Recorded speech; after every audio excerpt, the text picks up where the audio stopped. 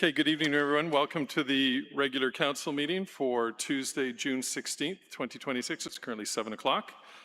Before we get started, the Village of Anmore would like to open our meetings by recognizing the many Indigenous peoples of our area, including the following First Nations with communities that are located in the region we now know as Metro Vancouver. They'd be the Musqueam, Squamish, Tsleil-Waututh, and Coquitlam. Further, we would like to honor the important place in history occupied by the many territorial keepers of these lands and waters around us since time immemorial. I'd like to call the meeting to order. Could I get someone to move the agenda as circulated? Someone to move that? Moved, seconded. All those in favor? Carried unanimously. Public input. Public is allowed to, on agenda items only, I believe it's a 2-minute. Is it, Ms. Essen, is it 2 minutes or 3 minutes? 2 minutes and the 15-minute the time duration. Okay, so we'll open it up for public input for any item that is on tonight's agenda that anybody would like to comment on. No? Okay, we'll move on to the, We were flipping a coin as to who goes first, so I lost. Raimi Coupel, 1017 Ravenswood Drive. Can you hear me okay now? Better? Yeah. If we can get it a little louder, yeah. Okay. Okay. Test 1, 2, yeah, okay.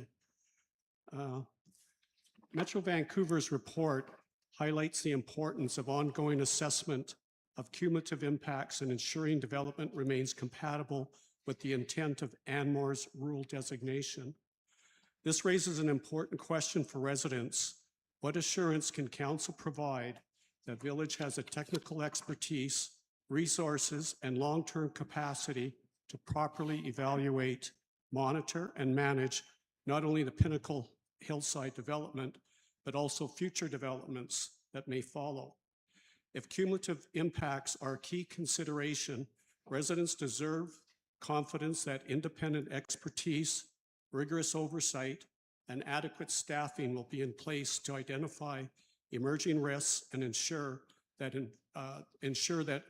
infrastructure, environmental systems, and community character are protected over the long term.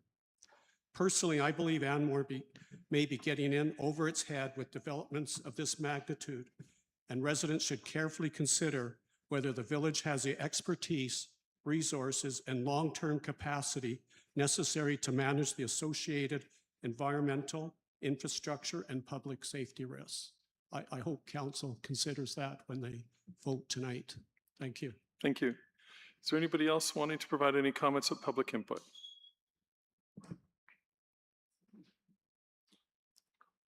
Before I start, would you consider voting on allowing more time for questions, more than 2 minutes, and for more than 15 minutes, if there are sufficient questions or comments? These are only comments from the audience, so exactly. Council will not be engaging in any of these comments. Yeah. So would you allow more than 2 minutes or more than 15 minutes to provide comments to the council if there is more that fits in the allotted current 2 minutes? We would have to get to that threshold of 15 minutes, and then I would have to put it to council to see if they want to extend it. Okay. Okay. Sounds good. Okay, so my name is Ben Lowen, 1722 East Road. For many municipalities across BC, Lower Mainland, technical documents are completed prior to and submitted in a joint submission with rezoning applications for as small as 2, 3, 4 building lot subdivisions. And, as we relate to this Pinnacle Ridge, thousands, potentially 1,000 people could be living in this development. So municipalities across the province, across the Lower Mainland, they require these technical documents to be submitted in conjunction with a rezoning application. I'd be interested to note, hear your commentary, why you would defer from that typical process and why you think Anmore is different. What evidence would it take for the current council to listen to the public opinion of those who are in opposition of this Pinnacle Ridge development?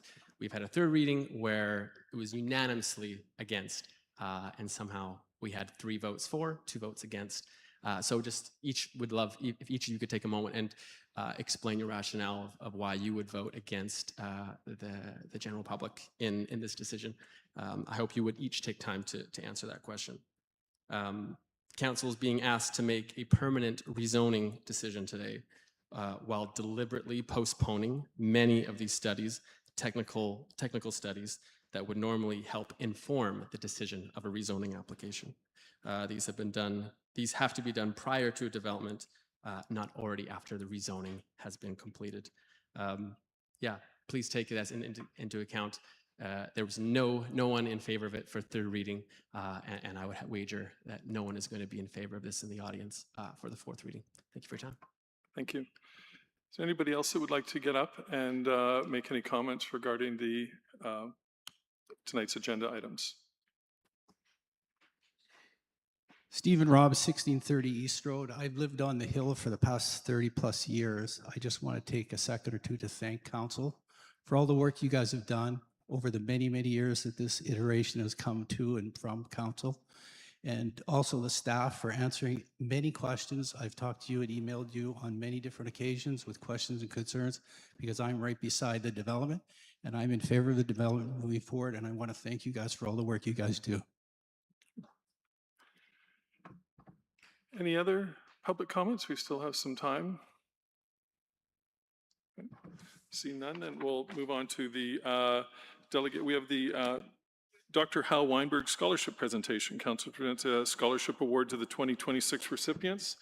This year we have a couple, we split the award into two because it was worthy of splitting it into two. And I can tell you that from my partner, they can't say enough good things about the work and how they participated in the youth group and that. So I'd like to call up William Crocker and Robin Yu to receive your awards and get a picture with us all, if you don't mind. So come on up and congratulations.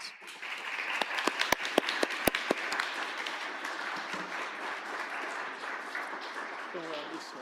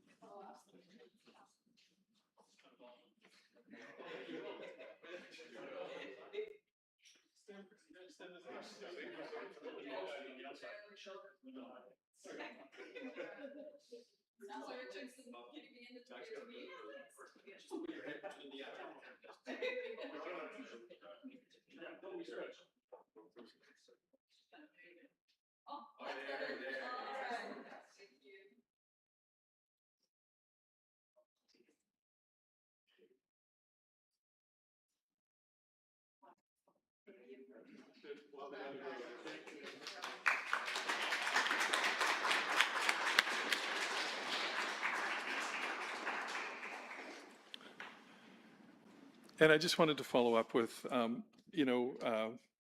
Carrie couldn't say enough great things about the work that you guys do at all the youth events. Robin, you brought a choir here at Christmas, and it was amazing having the choir stand out here. I keep hearing amazing things of, you're working down in the coffee shop and that. We are going to miss you, and I hope you can pass on some of the volunteerism that you have brought forth. It's been a breath of fresh air, and I wanted to thank you both for really participating in the community, and it would be great to see more of that. And I just wish you all the best of luck moving forward. So thank you again. So.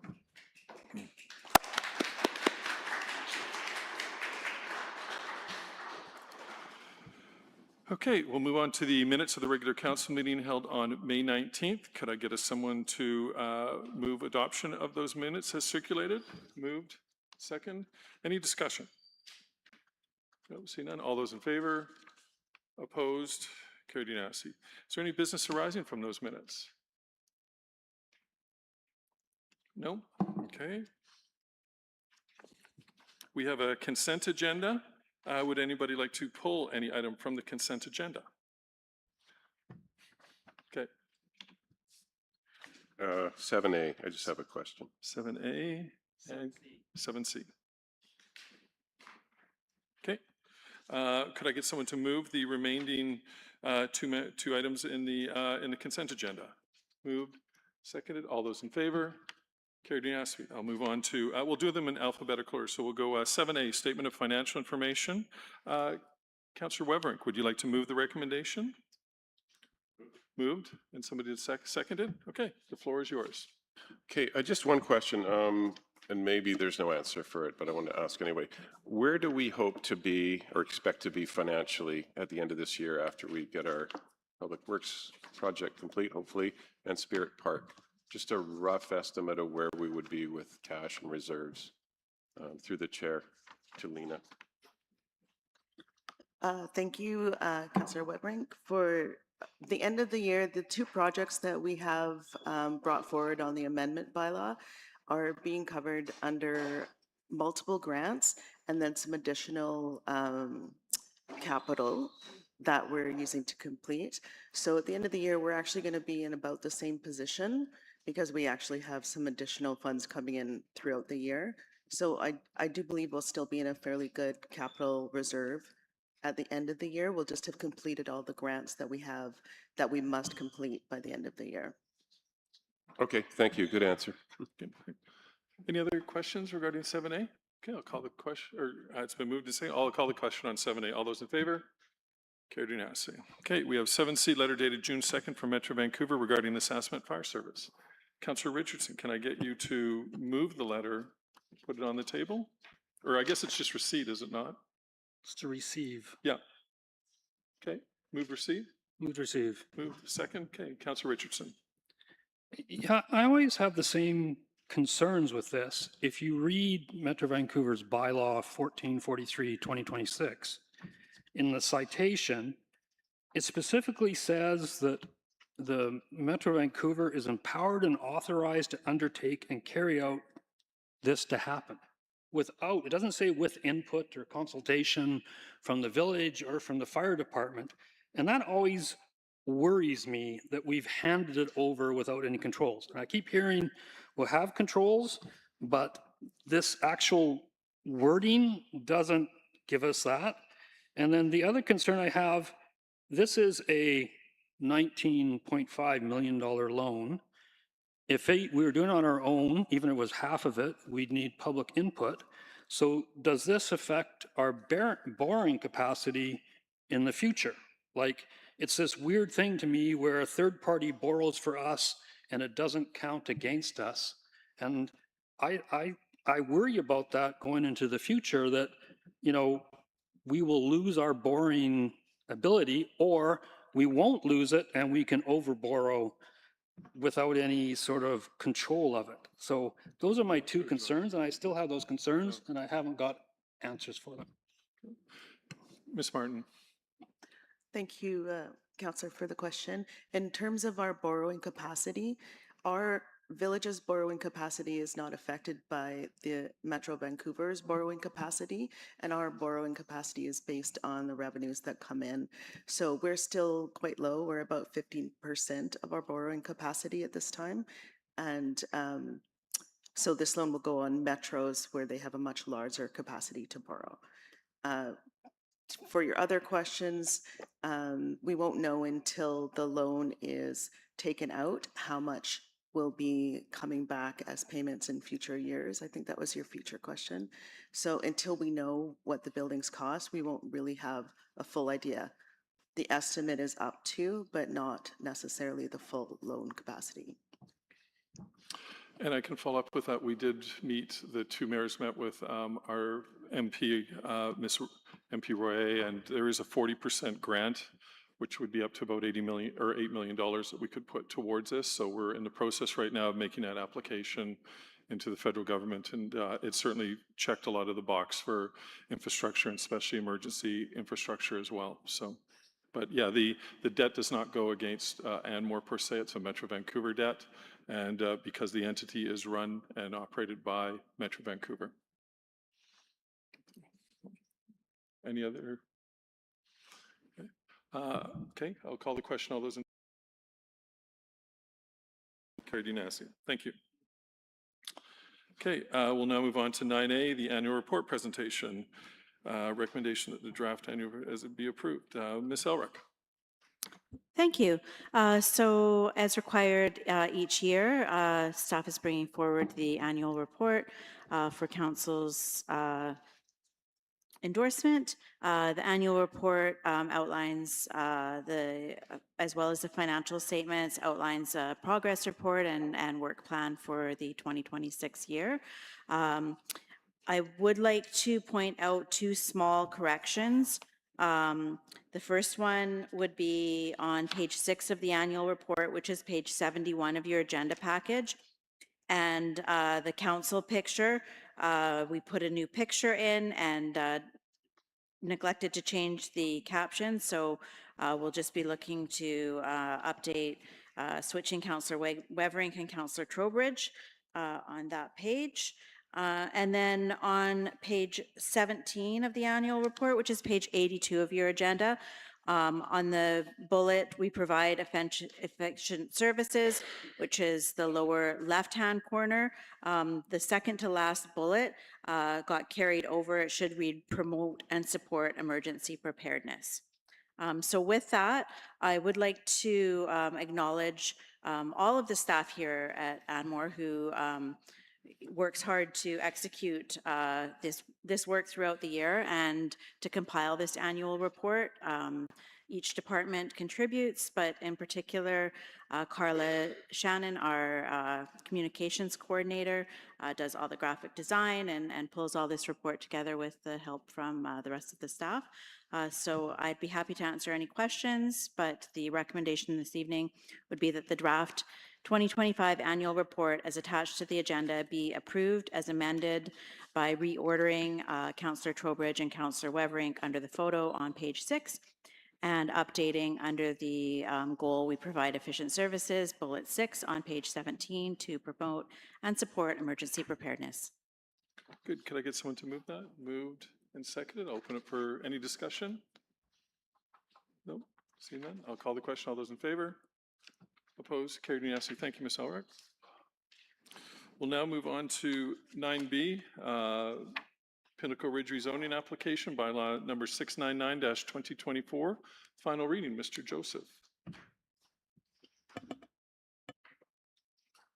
Thank you, Mayor and Council. Just wait for the presentation to be uploaded there. Excuse me, sorry to interrupt. Can I ask that you speak very closely into the mic, please, Josh? Thanks.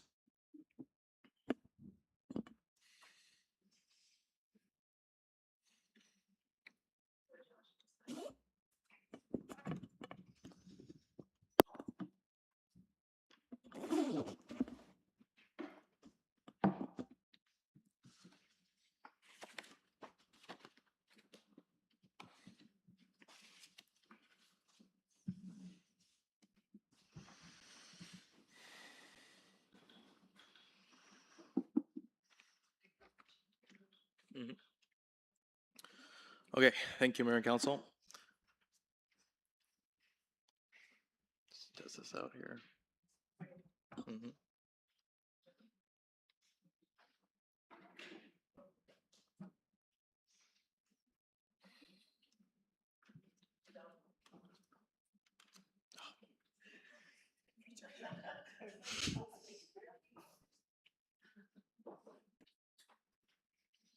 The toggle.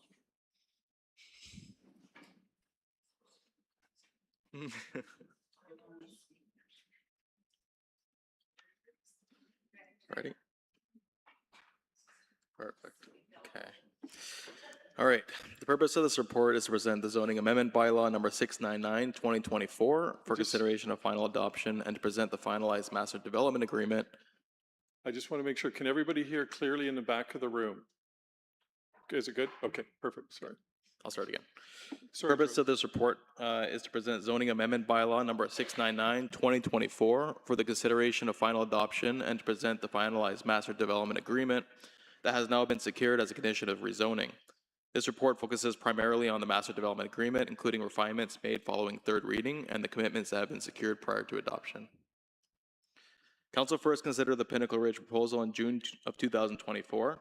Since that time, the application has undergone a comprehensive review process, including multiple reports to council, technical studies, committee review, and referral to external agencies, including the City of Port Moody, Molson Creek Hatchery, and Sasamet Volunteer Fire Department. Following the revisions to address comments received through that process, council granted third reading to the bylaw on April 7th, 2026, and directed staff to secure a master development agreement prior to final adoption. The agreement has now been finalized and commitments have been secured to guide future subdivision and developments of the land. The proposed CDA comprehensive development zone results in roughly 37.6% of the site to be dedicated as open space and the remaining site to be residential. The zone permits a maximum of 320 units with a mix of single-family, detached dwellings, townhome dwellings, and secondary suites. These land uses do not consider roadways, which are further contemplated in the comprehensive development plan, for which the development must be in substantial conformance with under the terms of the master development agreement. We're now looking at the comprehensive development plan, which is Schedule B to the master development agreement. The development permits a maximum of 320 dwelling units, consisting of 51 single detached dwellings, 32 semi-detached dwellings, 186 townhome dwellings, and up to 51 secondary suites. The proposal achieves approximately 3.6 principal units per acre, or 4.3 units per acre when secondary suites are included.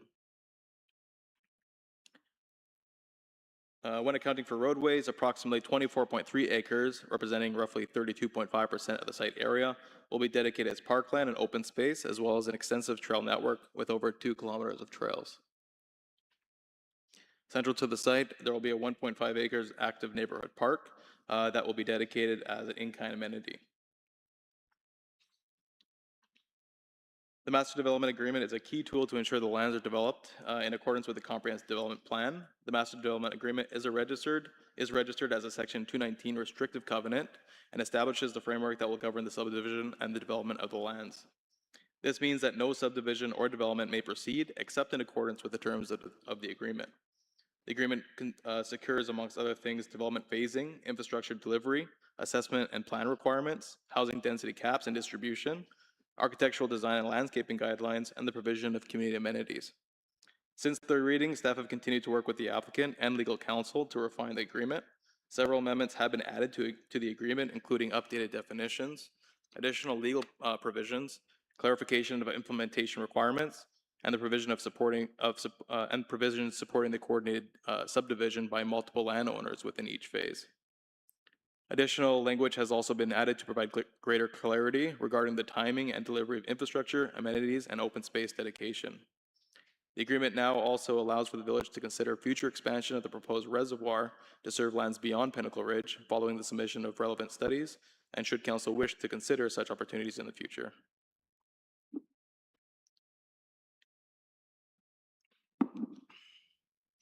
One of the significant components of the agreement is the phasing framework. Development will proceed through 3 phases. The purpose of the phasing is to limit broad site disturbances and ensure infrastructure and environmental protections are delivered in an orderly manner. Phase 1 permits up to 150 dwelling units, requiring construction of the water reservoir, active neighborhood park, emergency access connection towards Hickory Drive, key trail connections, and major servicing infrastructure. The neighborhood park and reservoir must be delivered prior to residential building permits are issued. Phase 2 permits an additional 50 units and requires completion of additional trail connections, open space dedication, and the emergency loop road. Phase 3 permits the remaining units and provides the remaining open space and trail dedication, as well as Windham Crescent if ultimately required. Minor refinements have been made to the phasing plan since third reading. This includes moving a portion of Road A on the southern parcel from Phase 3 to Phase 2, just to the very top right corner of the map there. However, the 50 unit cap for Phase 2 remains the same.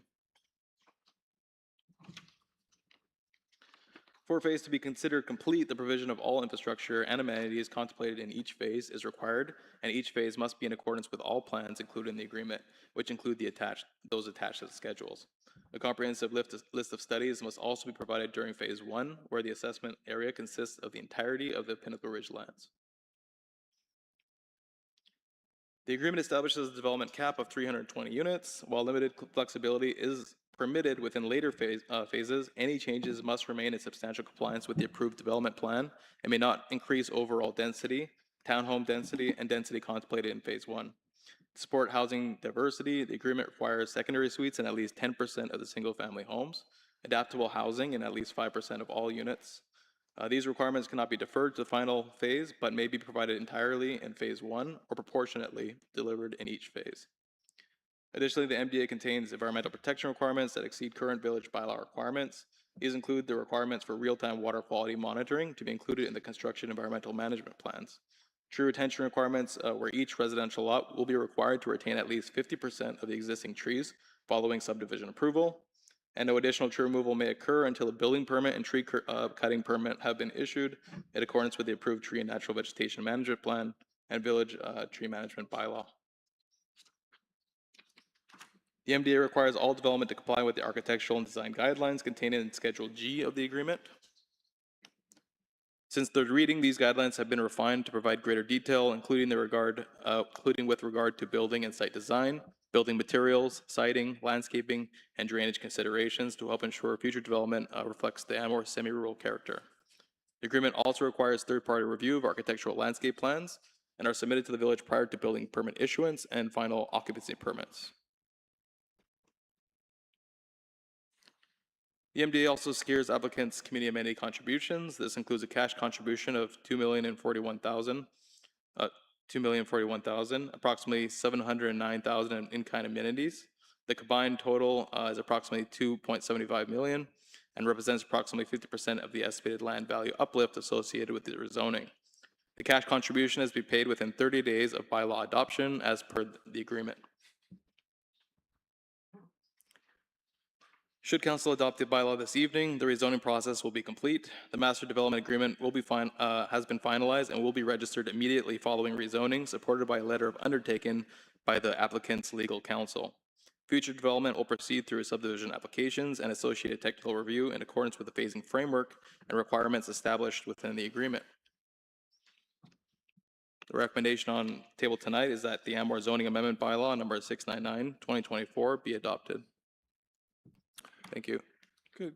I thought, do you want to do it similar to the way we did 3 regarding council? Any clarity questions in regards to things, and then we'll get a motion on the table and get it moved and seconded, or Councillor Richardson?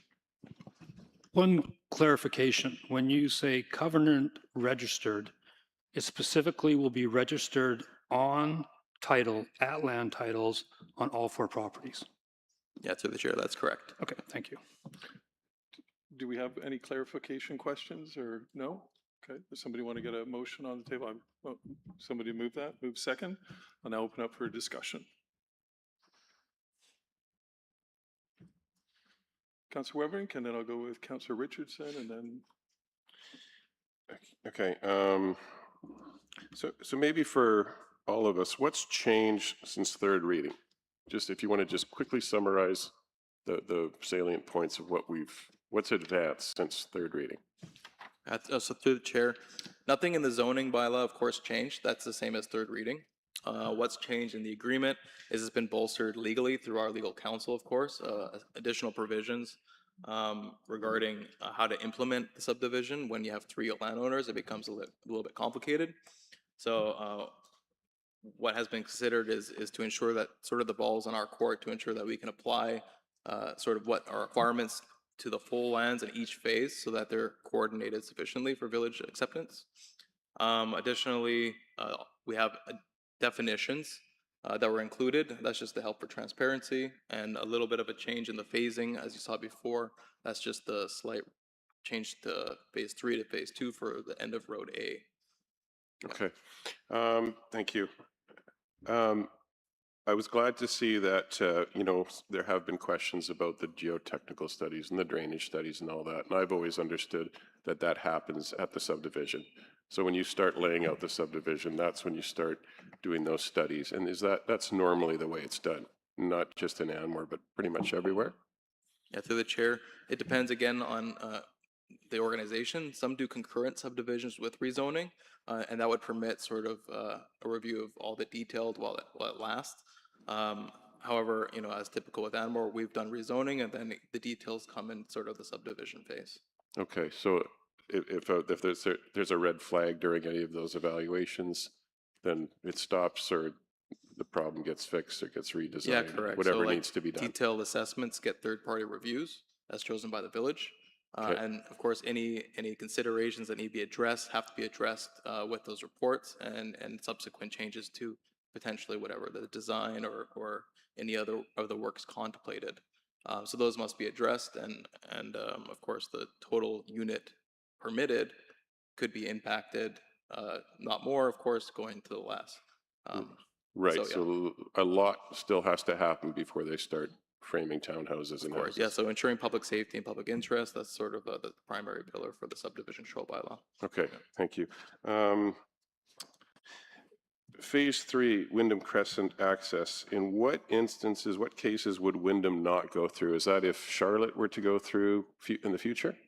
Yeah, through the chair, so that something, if the Charlotte Crescent is provided prior to phase 3, we might consider not wanting or feeling desirable for Wyndham Crescent. Of course, this has to be substantiated through technical studies, including, wildfire hazard commentary.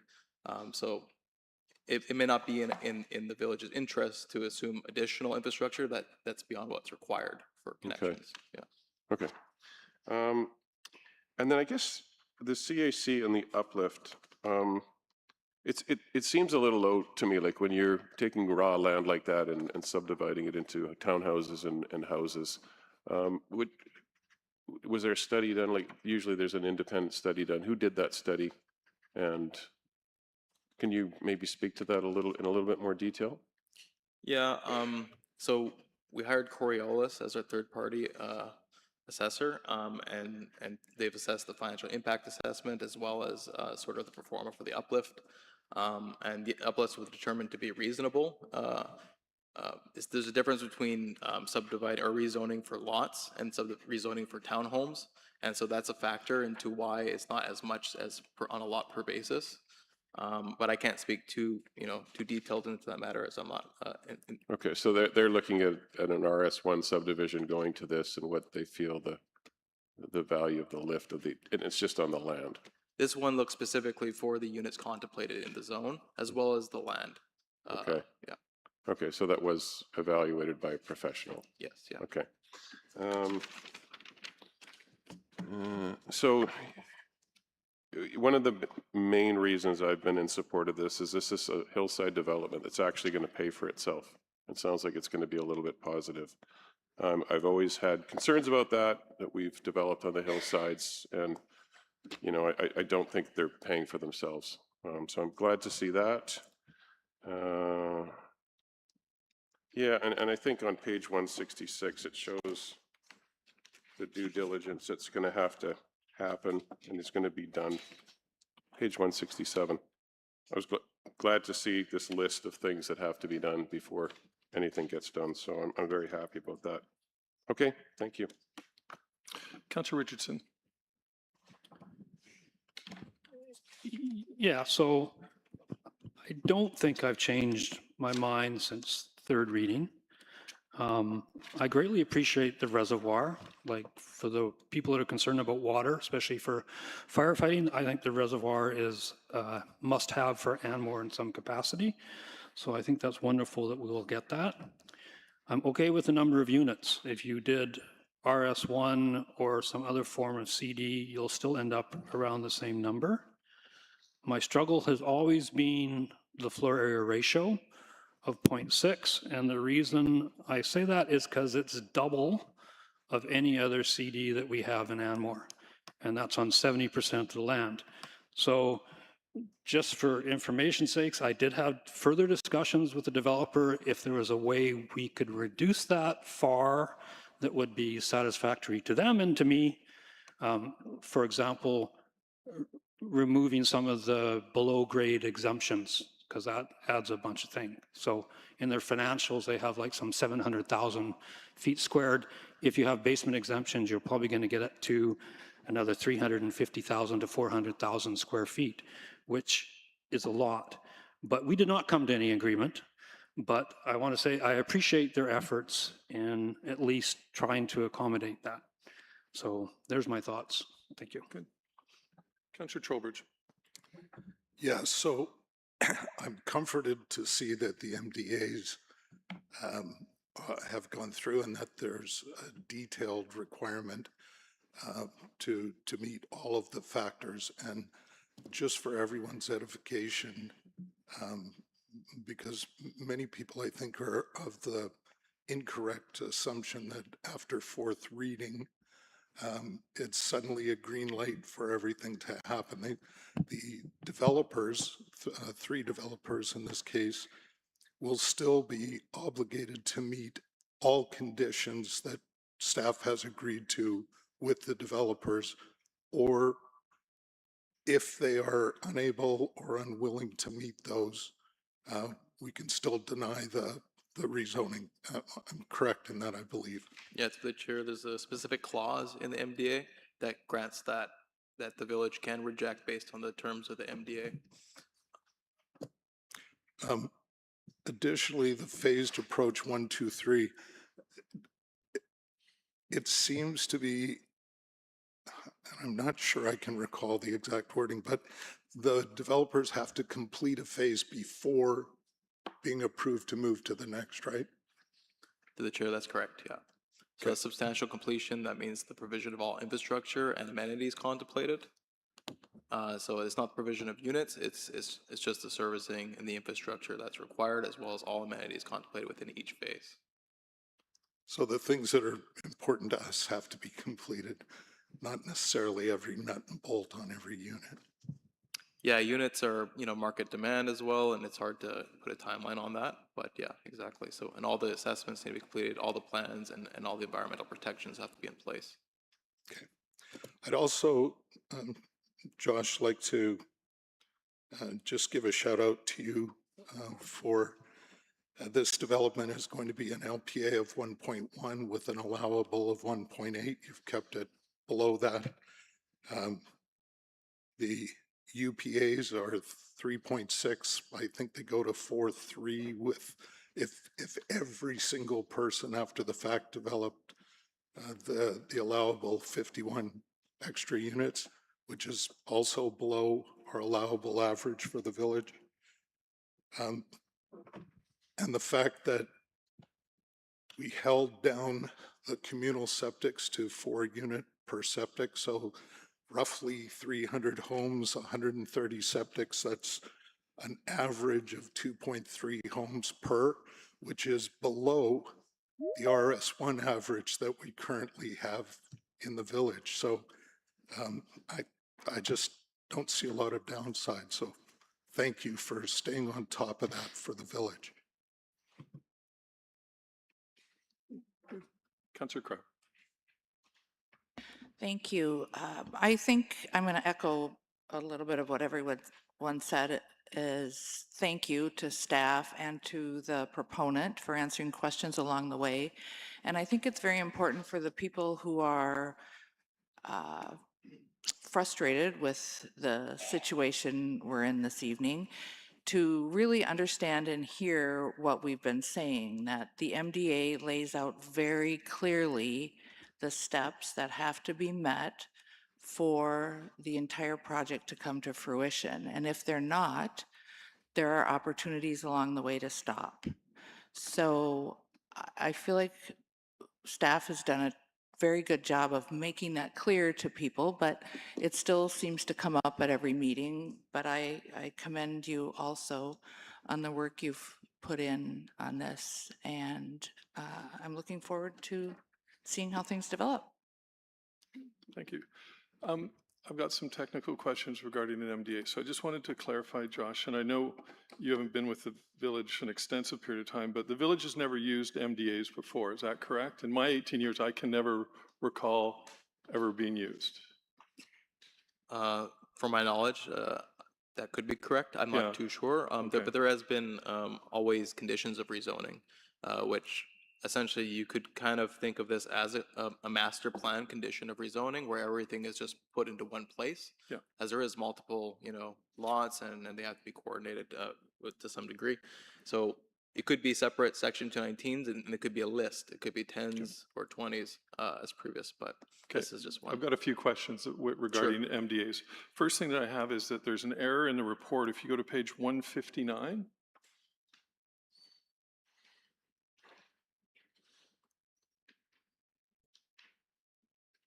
and you look at the MDA that's been drafted by, I would imagine it's been signed off by lawyers. Yeah, if you look at the bottom of page 159, where it says phase 2, it states in phase 2, 50 total dwelling units, correct? That's correct. Yeah, now go back to page 130, and it there states that phase 2 will provide an additional 60 units.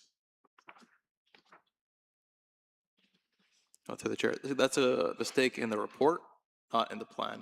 So that the intention is 50 units, and that's also. So the mistake was in the staff? It's a error in the staff report, not Okay. in the actual agreement. Okay, so just above that, in the phase 1, so just so I'm clear, with 150 dwelling units, that would be 75 homes with basements, right? Basement suites, because that's part of Bill 44? So 150 units, essentially is just, that's the broad unit count. They're allowed to have up to 185 townhome units for the whole site. So however many they want to put into phase 1, that's achievable. Well, if you look at the map, following the green area, which was phase 1, it's predominantly single-family residential, and I guess duplexes as well. Yep. Well, and townhomes, right at the central, right above the park area, there's townhome clusters. Is there? And that's achieved. Okay, I didn't see that. Okay. So a couple things about MDAs that I just wanted to ask you. So who pays if the servicing assumptions fail? And I guess whether upgrades become necessary, who maintains the infrastructure? And what securities are we guaranteeing in the MDA? Because I couldn't see that if remediation is required. So if something goes bad, is bonds being set on that, or? Yeah, through the chair. So it follows essentially what we would require for any subdivision. There's going to be bonds, which I believe are 120% of the cost of the infrastructure. Okay. So those will be required for all infrastructure provision and servicing.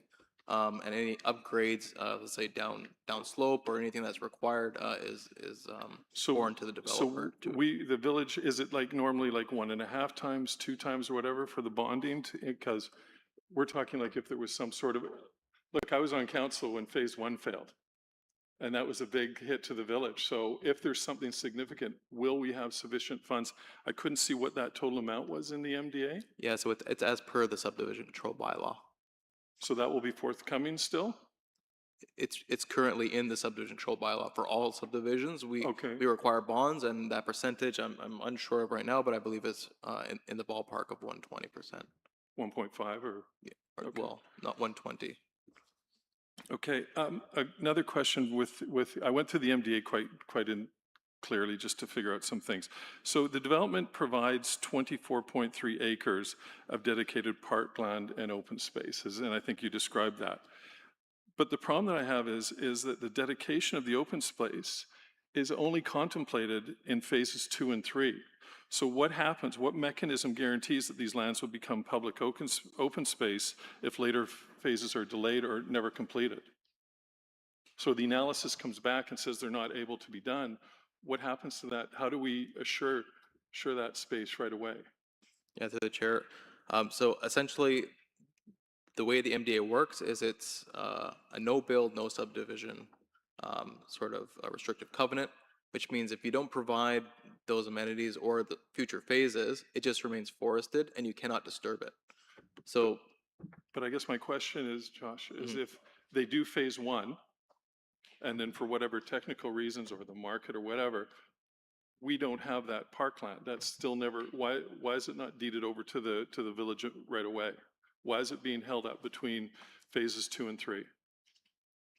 Yeah, so I suppose one of the considerations for deferral was the inheritance of additional liability and ownership of parkland and forested land. So this sort of arrangement would retain the forest area. However, in accordance with the provision of phasing, the amenities associated with the zoning would have to be contemplated later on if that were to happen. And at that stage, the village would have options. However, we would seek legal counsel should that happen. I'm not following you, but I'll move on anyway. But it is a concern that I have with that land doesn't get immediately put over to the village, so then we can protect it right from that moment on and put no touch covenants on it. And that, because I am concerned that some of that space may be infringed upon during development. When roads are being built, there'll be storage in that. So it's a big concern that I have on that. As I think Councillor Wevering pointed out, there's 18 reports and analysis still to be done. on this thing. I think I counted 15 of them of fairly significance, i.e. hydrology, if the septic can handle it, water access and stuff like that. So what options would remain available to council after final adoption if those studies didn't come back or there was concerns with some of them? Yeah, so if it were to change the implication for the zones or should, let's say, should the development not proceed in accordance with how the zone would function, the applicant could come forward for a request for a rezoning amendment with council, or the village could initiate a rezoning. However, they'd have to provide the plans in accordance with the MDA. So maybe I'm not truly understanding your question here. Basically saying if those reports don't come back positively or there's concerns with them, what input will council be able to have in regards to those reports? Yeah, so, well, this is going to be just like any other subdivision under the authority of the approving officer. Approving officer will refer these to third parties, and those revisions that are required as per the input of the qualified expertise will require that they fix the reports or address the considerations so that the development can proceed in accordance with the recommendations of those plans. Which then gets me to the concern that I have with an MDA, as their comments in the MDA were, some of the comments, I highlighted them repeatedly, minor adjustments. Some of the other ones were secure amenities and commitments and stuff like that. And I just wonder, what do we have, what criteria we have to make sure that these criteria are being met in compliance at the council table, rather than at, getting another advisor in, so to speak? Well, if you were to, let's say, permit a zoning and you have a roadway network, what could happen is in infield circumstances might require you to consider a different alternative roadway. Those are the sort of things that are contemplated in this. And so that's not something that would go back to council typically. That's a subdivision sort of consideration at the time, bolstered by technical comment. So none of this would come back to council? Unless anything contemplated in the zone has to change, it will not go back to council. So if the reports came back and they were limited on that, then it becomes a staffing decision on how that, but knowing that the maximum yield at 320 units can be met, any other decision is made through at a approving officer level, I guess? Correct, it's part of the subdivision. Part of the So subdivision? if they can't meet certain requirements, it doesn't get subdivided, or it gets subdivided in a different manner that's still consistent with the zone. But I guess there could be a mix of what the housing that gets built, though, then, just to maintain the number of units, though. Yeah, so what could change is the 5%, and that would be predicated on a reduced number of townhomes, because you can't go above the cap of 186, and it would be changed to 5% of each unit type between semi-detached units or a single family. So you're looking at a 5% change in those areas only. Okay. My last comment regarding just some of the technical things of the MDA is, back on February 12th of this year, it was handed to me a note from the proponent, I think it was Mr. Baroni, quoted with a picture of him in the paper stating, "All roads at Pinnacle Ridge Hillside will meet village standards for Hillside's development, including full municipal road widths that safely for emergency vehicles, equipment specifications, not narrow reduced width routes, not strata. Also, all road grades across the project comply with village bylaws." And then because it's one of the things that we've really, as a council, have really had some challenges with. We learned when Ravenswood was first put forth that it was too narrow. And now we have a bit of a problem in regards, and at some point, a future council may have to fill in ditches, because with Bill 44 coming forward and allowing carriage or basement suites, we can't stop it. There was a covenant that no basement suites were to be there. We need extra parking. That road, like I can tell you, when we have events, hopefully the parking gets done sooner than later, and that it's a challenge. We can't get emergency vehicles through. We went to Bellaterra, the next CD zone that came forward, and we made it, I think, 3.5 meters wider, and it made a huge difference. We tried to extend that onto Cordovados. It didn't work out quite well. So I looked at the MDA to really stress that this is, and it says in there, the definition of the road network plan means a plan showing all proposed roads, whether private or public, and connections to the existing road network. So we haven't been very specific on making sure that we do have that road width in that. Now, is that something that will come forward later at subdivision? Yeah, so through the chair, the road width has already been determined through the subdivision control bylaw, so that's a requirement. So the application that was brought forth was just to comply with our current bylaw. And of course, that's something that the subdivision officer must require from the applicant. So just to confirm then, so the roads will they'll all have the 20 20 meters? Correct. Grades will be whatever? 15 max on hillsides. 15% maximum? In addition, there's also emergency fire truck plan, and that's based on the consideration of existing fire truck apparatus in the And village. there won't be any strata roads? Well, there will be strata roads.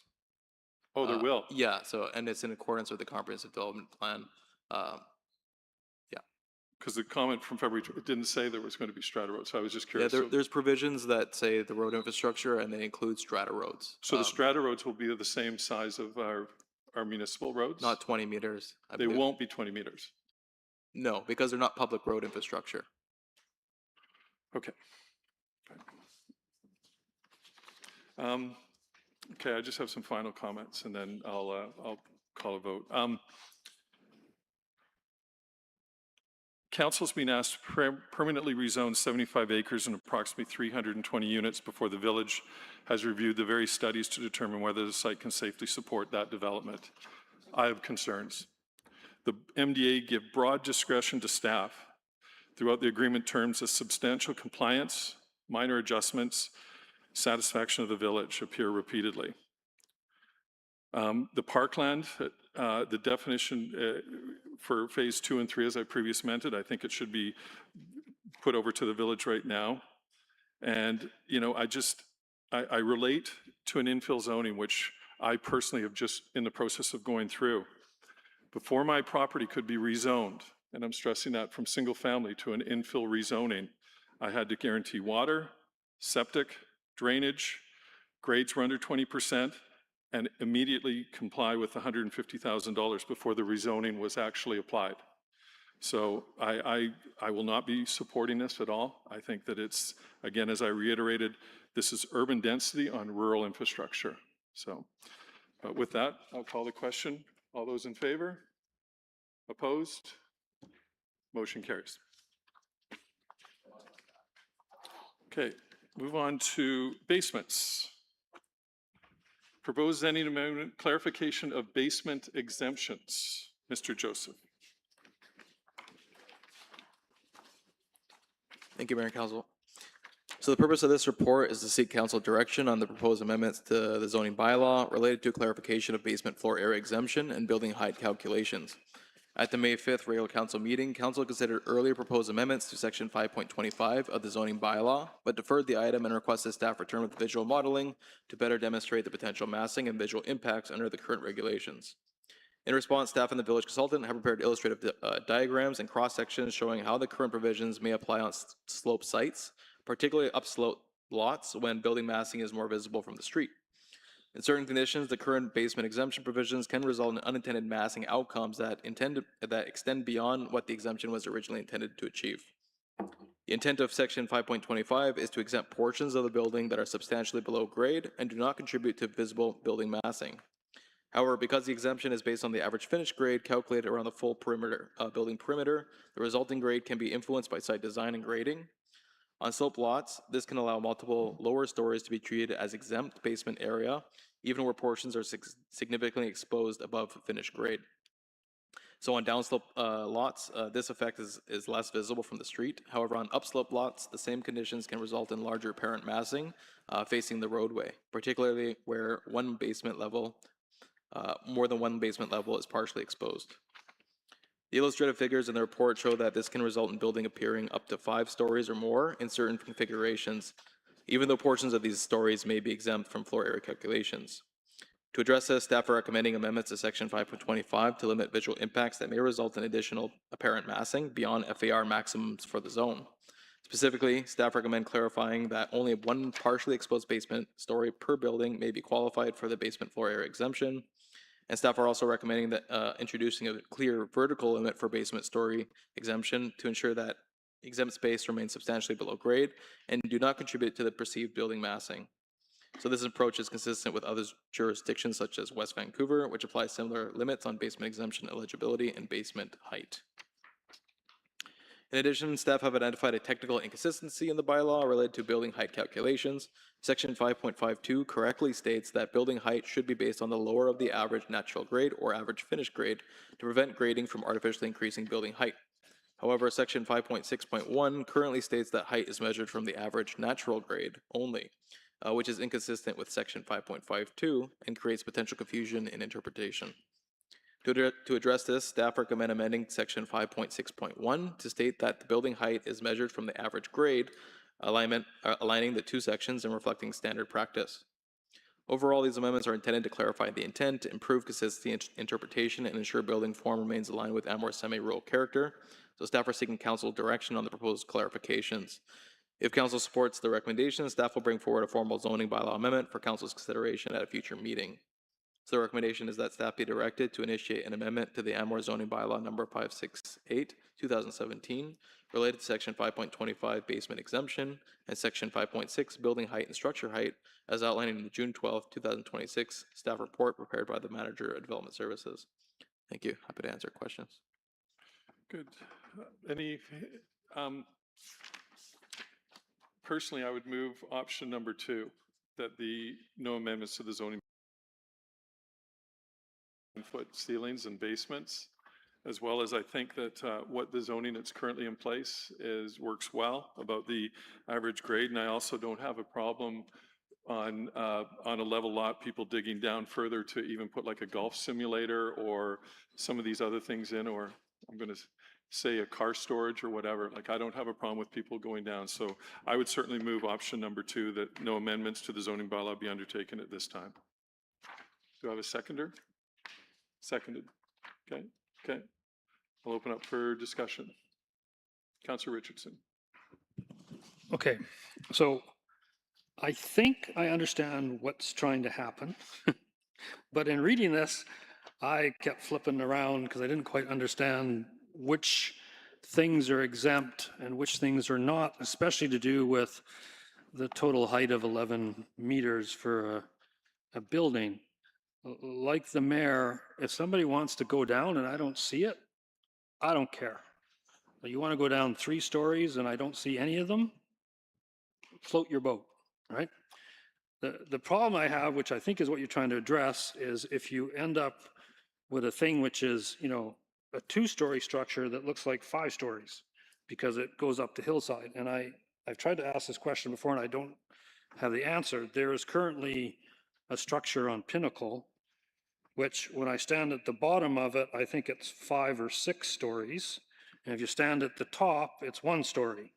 And if this went through, is that not allowed, or would that be allowed, or do they have enough floor area ratio because they have a large lot that they don't need the exemption?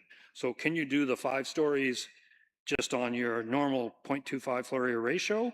Does that go? And I don't know how that links into, if you go up the hill, I think if you set back levels, you can go higher, right? But that's not in here. Like, I would say I'm more in the, even though we're not discussing at this time, the first motion, I think it should be drafted and with clear understanding of what it means and how it affects existing property. I'm also okay with doing nothing, though it concerns me a little bit with the new zoning of Pinnacle, because there are very steep slopes. So how much bigger can you make things as you cascade down the hill? Because the full basement exemptions are there and it's steep slopes.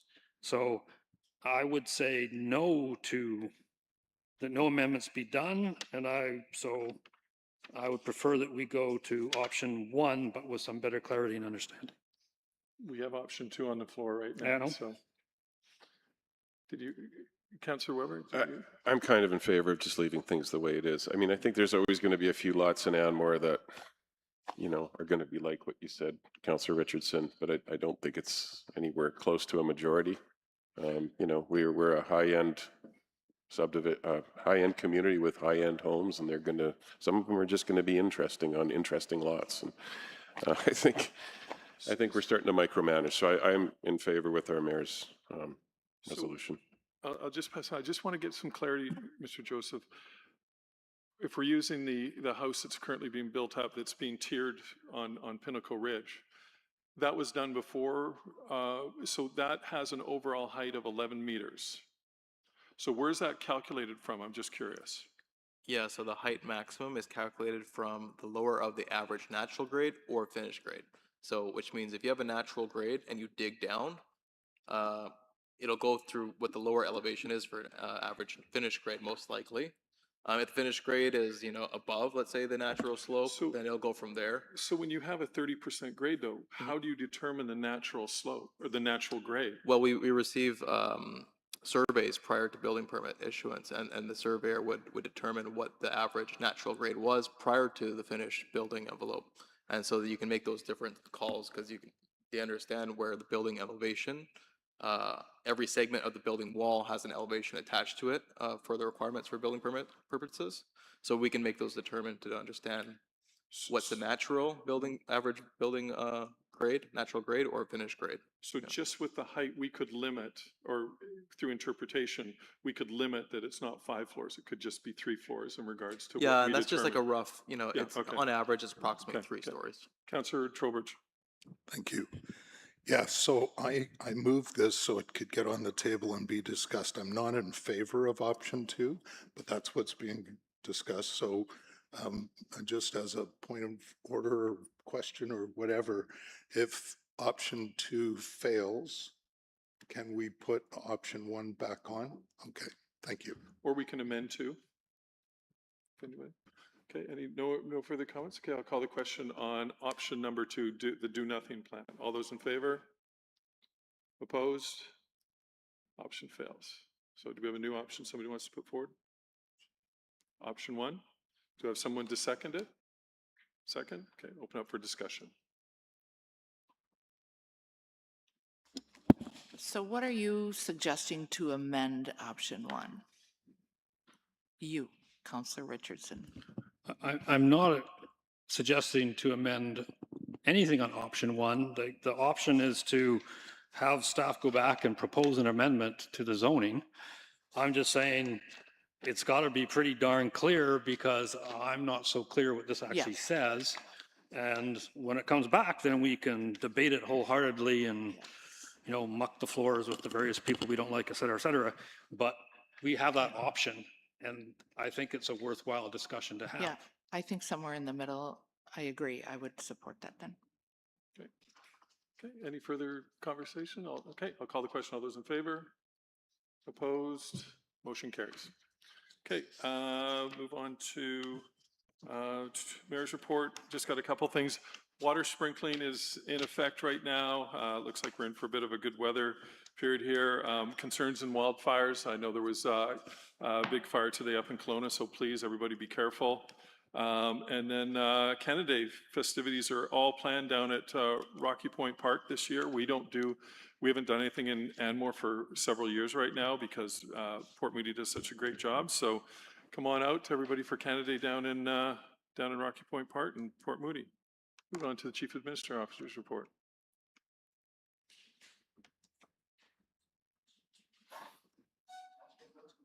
Oh, sorry, council report, sorry. Yeah, sorry. Councillor Richardson, you obviously have something to say, sorry. I do. Thank you. Okay, so one comment and then a sales pitch. So even though I voted against Pinnacle, I know, you know, there are concerns in the village, but I'm going to say this clearly. It's passed. I wish them well. I hope it's a great success for some of the reasons that the mayor stated. The last time on Pinnacle when it went bankrupt was not good for the village. So, you know, I hope it goes well. And then the last thing, I went to the Sassamat Volunteer Fire Department beer revealing on Saturday at Brave Brewery. So you can go down and you can get the Sassamat Volunteer Fire Department beer. It's actually pretty good this year, I thought. So the proceeds go to the volunteer fire department. So go down, buy your beer. I'll meet you in the park, even though it's illegal, and we'll toast and have a beer. Okay. Any other? No? Oh, Councillor Weber. I just briefly wanted to mention the Metrovan Solid Waste Management Plan, which has been worked on for a few years now. I've been part of the Zero Waste Committee, and there's been much discussion about it. You know, we have one of the highest diversion rates of waste in North America. I believe maybe the highest. One of the highest? Yeah, so, you know, Metro Van has done good work on that, and we hope to do better in the future. So have a look at it online if you're interested. Good. Good. Now move on to our Chief Administrative Officer's report, Ms. Elright. Thank you. Just a reminder to folks that tax notices have been mailed out and are due on July 2nd. There's a number of options for payment, so please contact the village if you have not received your tax notice. And an additional reminder that we are now in stage 3 of watering restrictions, particularly as we're moving into this hot, dry spell. Please make sure that you are complying with watering restrictions. In addition to our bylaw enforcement officer, we will be having ambassadors through the Metro Vancouver program out throughout the village, so you will see those folks as well. It's pretty serious that we you know, follow our water restrictions and keep that usage down this summer. Thank you.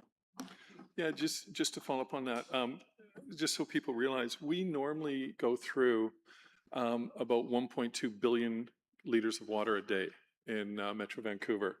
In the summer, that gets up to 1.4, and sometimes it gets up to 1.5. 1.5 is kind of concerning. We draw from 3 water sources, Capilano, Seymour, and Coquitlam. The majority of it comes from Coquitlam. We had a bit of a problem right now is that there's a 100-year-old tunnel or water line underneath the landscape bridge that literally is down about 150 feet. So welders have been down there. We had to replace it. And we weren't even, when we got down there, we realized it wasn't even round anymore. So there's been a lot of challenges as to how to fix something to attach to it.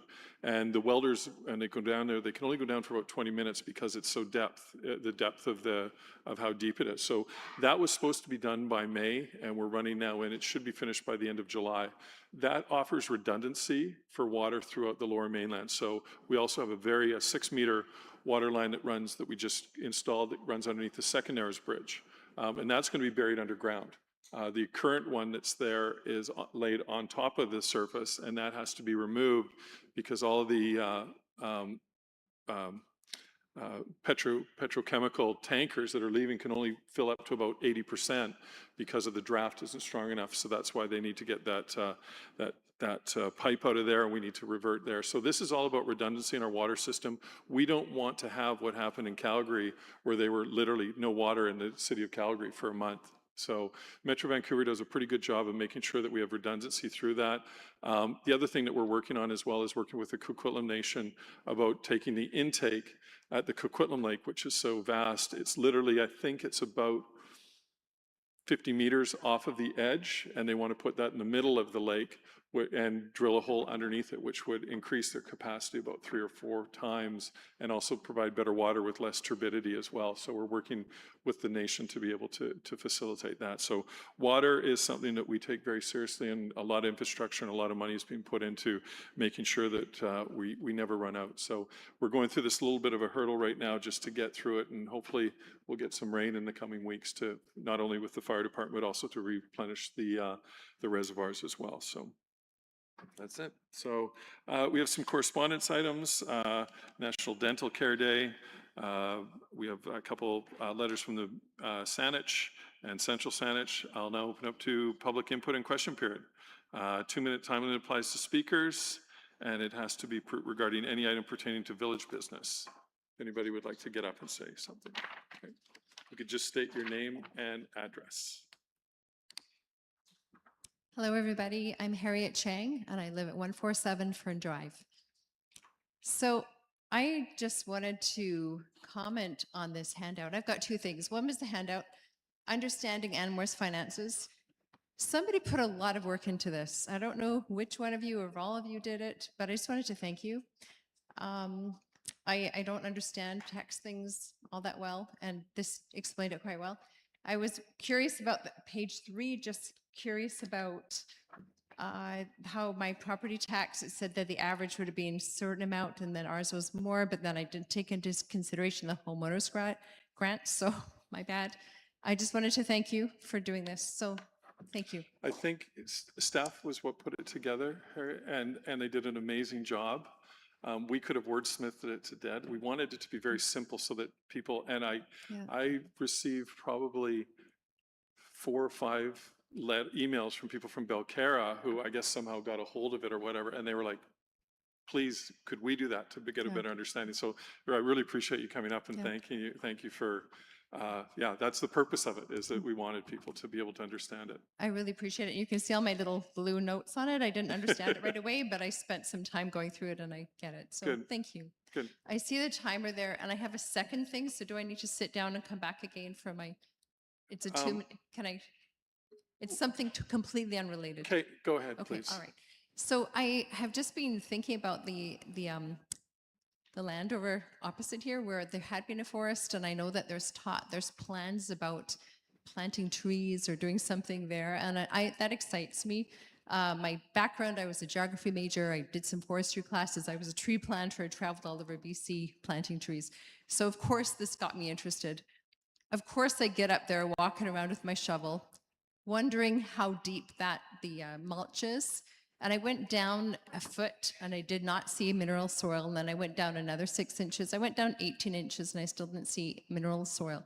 So I'm just curious. I know that trees, seedlings, and plugs do have to be planted in the mineral soil. And an idea that I had with some friends was, what if we got students from Anmore Elementary or Eagle Mountain Elementary, or middle school rather, come over and plant trees, and then they have a legacy. Then they could say, hey, this is a tree that I planted. And it would just create maybe that community connectedness and that ownership and be a part of the community. So I thought, being the teacher lens, this might be a really cool thing to do. But it would be really hard for them to dig through that 18 inches.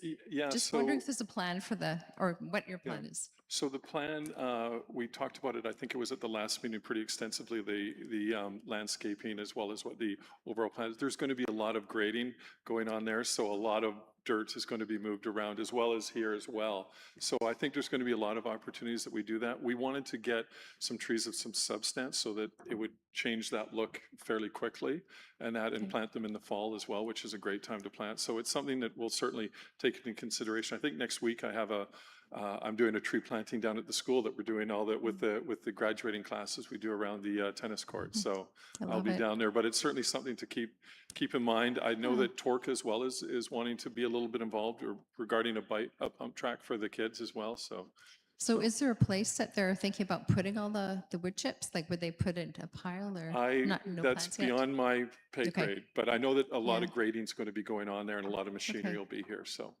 yeah. Okay. Thank you. I was just Okay. curious, and Yep. it's exciting to me. So thank you very much. You're welcome. Any other public question for us before we adjourn? Thanks. Okay. Ben Lowen, 1722 East Road. Just a couple of questions. I know we've already got your fourth reading. This is directed to the councillors. For the councillors voting in favor, do you genuinely believe this application has the broad community support? And if so, what evidence gives you cause to show that the community, Anmore as a whole, is supporting this development, the Pinnacle development? You're asking that to the chair? Yeah, exactly. So I'll just get 2 things, and then I can ask each of you if that's okay.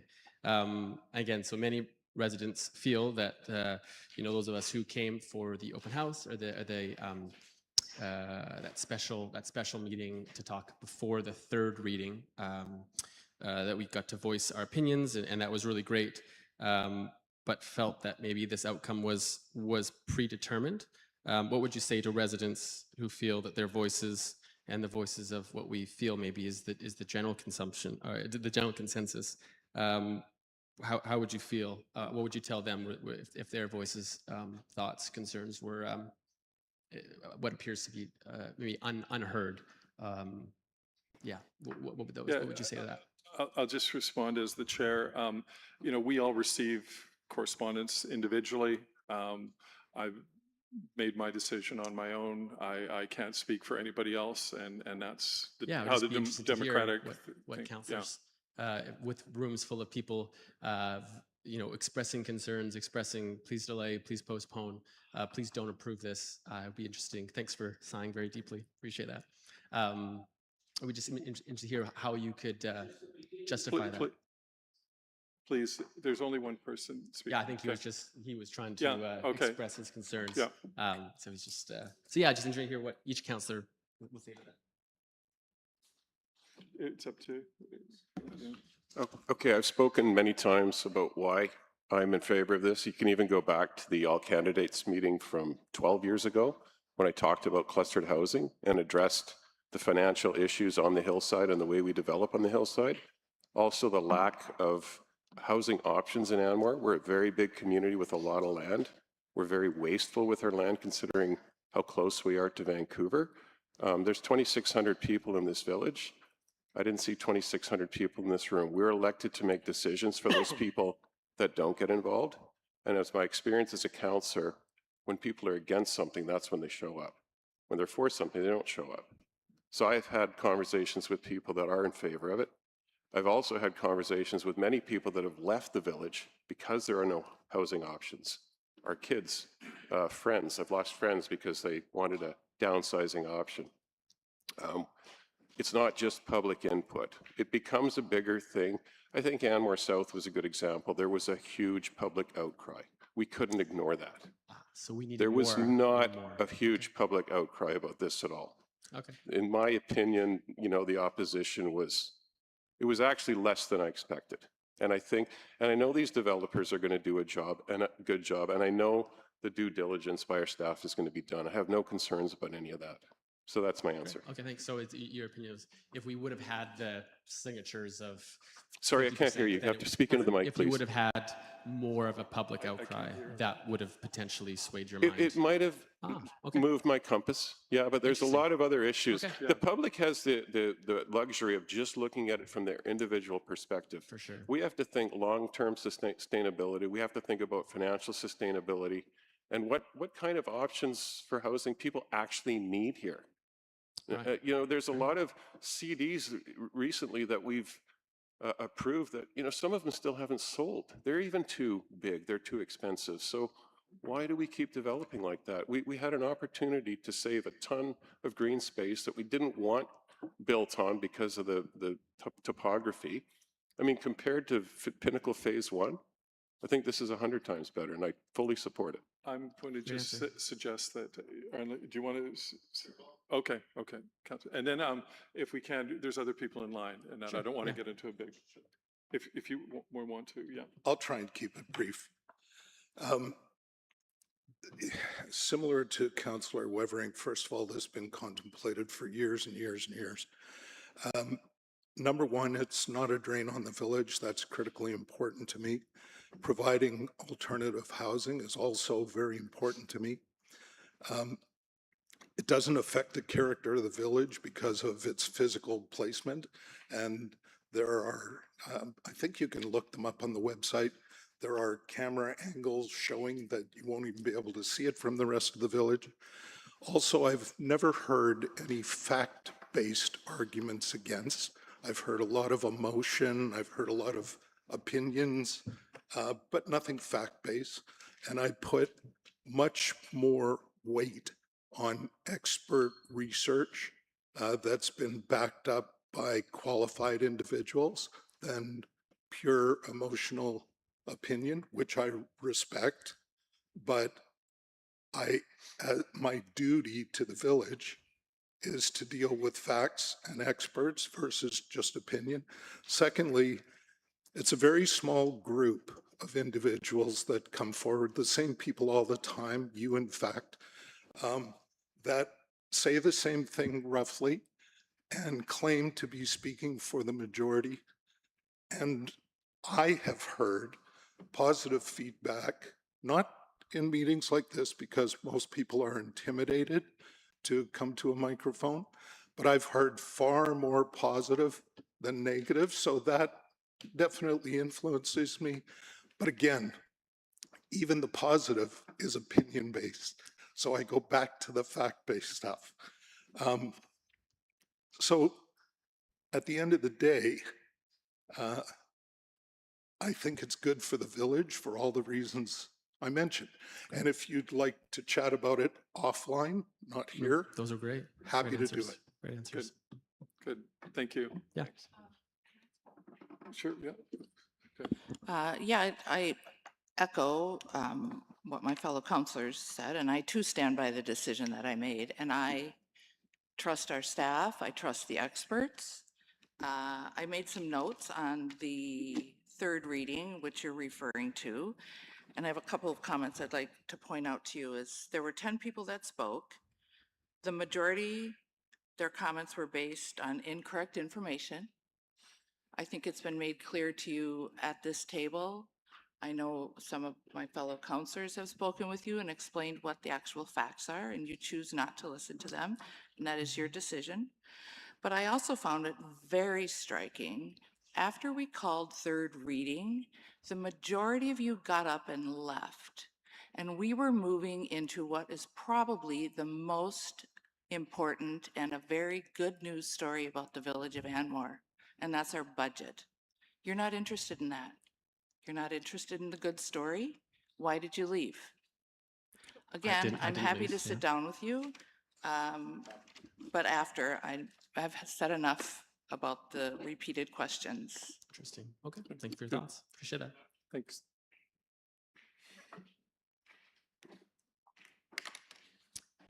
Lisa Johnston, 180 Hemlock. And actually, this isn't a question, it's more of a statement, not for or against, but it's, I don't believe Hillside, maybe this is a conversation for you, Ben, but I don't believe Hillside was something that was intended to go to public hearing.